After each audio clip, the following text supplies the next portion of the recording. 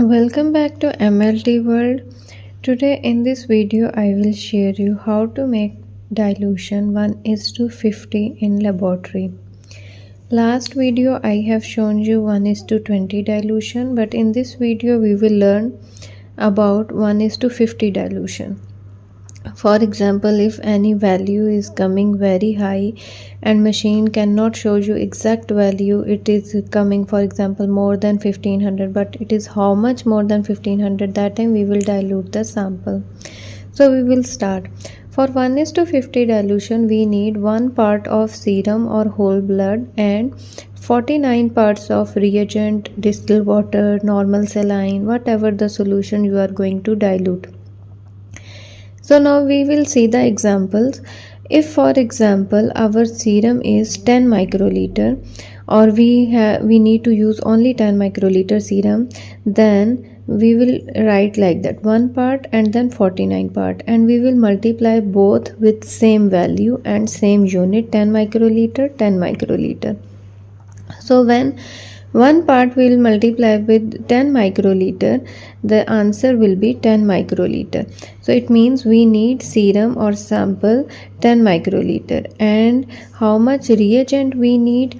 49 multiplied by 10 microliter, it will be 490 microliter. It means we need 490 microliter reagent or the solution in which we are going to dilute the sample. Sometimes diluting solutions coming with the kit also. Now for example, if our sample is little more in quantity, we have for example 20 microliter, that time same we will write. You write on one side 1 part of serum and other side you write 49 parts of reagent, and then multiply with both with same value and unit, 20 microliter and 20 microliter. So now it means the serum we will use for dilution is 20 microliter and reagent we will use to dilute that serum, it will be 980 microliter. So in 980 microliter we will add 20 microliter serum, then our dilution will be 1:50 dilution. Now here there are two important points. You have to focus on the number and the unit. For example, here we use 10 microliter and 20 microliter in our examples. So that microliter and ml or ml, it should be same for reagent and for serum. Then only our dilution and our pipetting is correct pipetting. And then second thing is how much we will use the serum or our like sample, 10 microliter, 20 or 30, whatever we will use, but our final result we will multiply with the 50 because 50 is the dilution factor.